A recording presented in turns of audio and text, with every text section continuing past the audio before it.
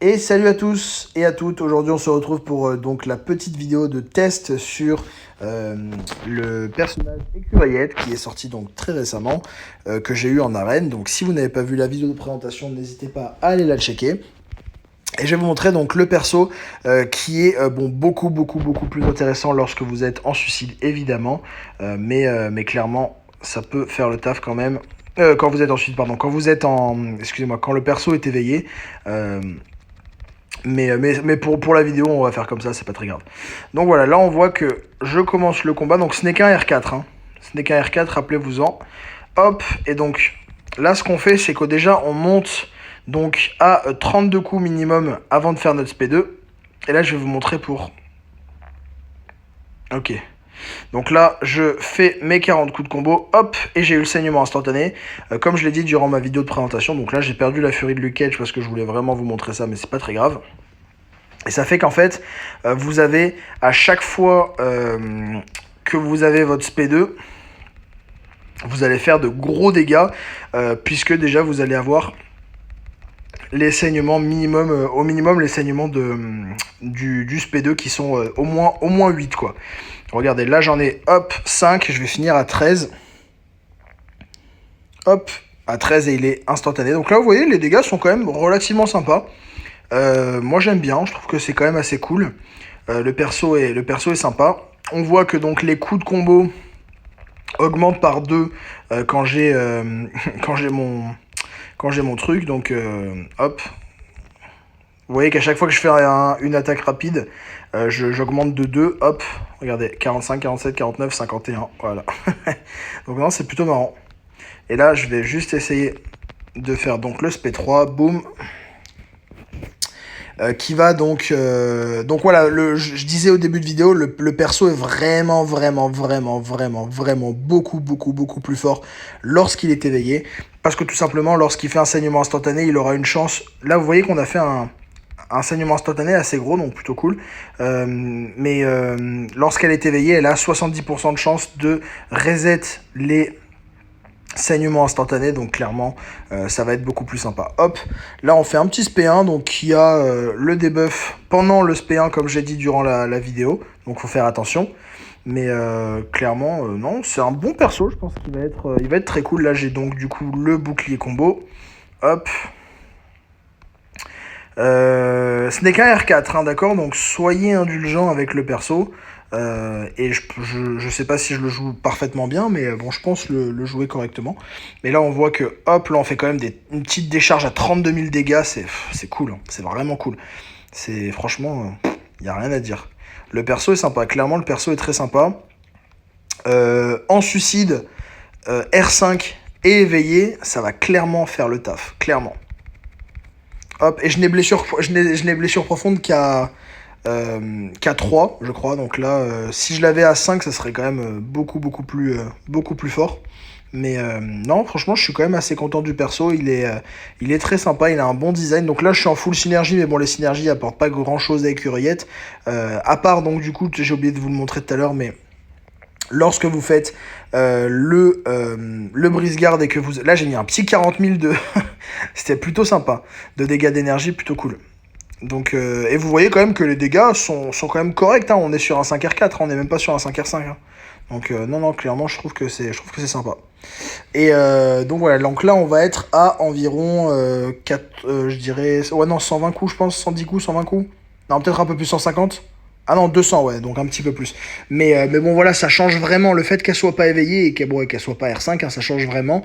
Et de toute façon, vous savez très bien que on ne juge pas la puissance d'un perso sur son habilité à mettre des coups sur le soldat de l'hiver, évidemment. Mais voilà, très cool. Et du coup, on va se retrouver juste après pour le reste. Voilà, donc on se retrouve contre un petit Spider-Man. Oula, juste pour vous montrer que ça va être très simple, vu qu'on lui inflige donc le debuff de distraction qui va nous permettre tout simplement de taper sans encombre et de même pas faire attention à à ses évasions, pardon. Donc très intéressant, vous voyez là, échec de l'évasion, et ça dure donc 15 secondes, c'est vraiment cool.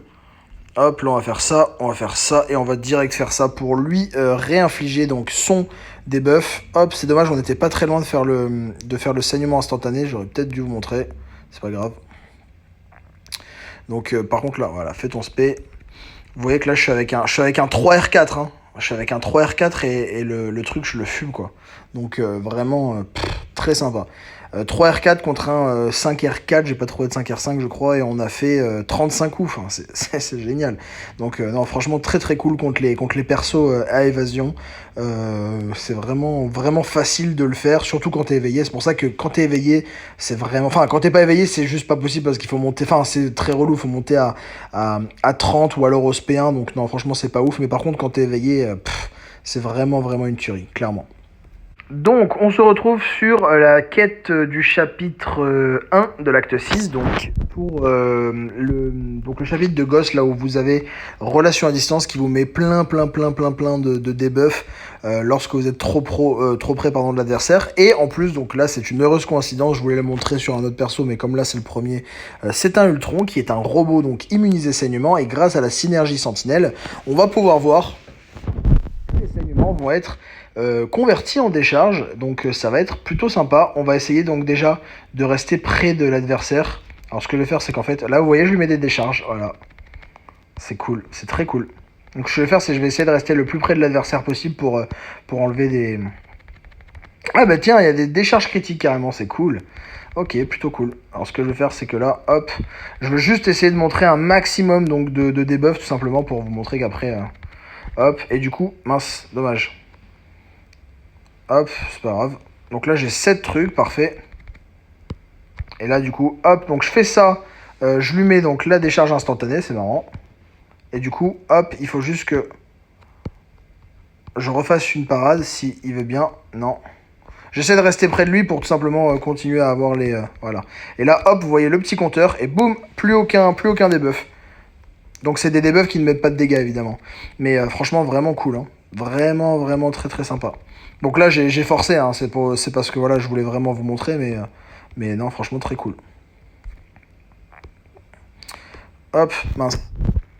Voilà, donc là, bon, c'est un perso évasion, je pourrais tout simplement lui mettre le truc pour pas avoir de truc, mais pour pas avoir d'évasion avec le distraction, hein, mais voilà, c'est juste pour vous montrer. Donc non, clairement, franchement...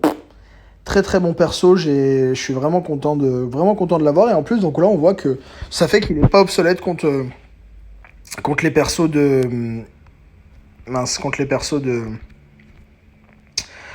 immunisé saignement, donc plutôt sympa. Hop, donc là par exemple on voit qu'on a hop là-dessus, hop on fait ça, hop on a oublié, on n'a plus rien. C'est vraiment cool, vraiment sympa. Vraiment sympa. Et là, on voit, du coup, on a fait le combat, on a dû faire une 60aine de coups, j'imagine, ouais, 68 coups.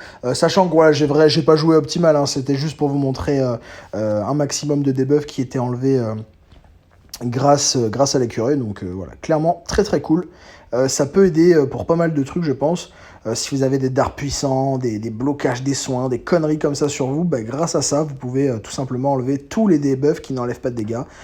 Et ça, c'est très cool. On arrive donc à la fin de cette vidéo, n'hésitez pas à lâcher votre petit like, à vous abonner et à mettre la petite cloche si ce n'est pas déjà le cas, et je vous dis à très bientôt pour une prochaine vidéo. Bye bye.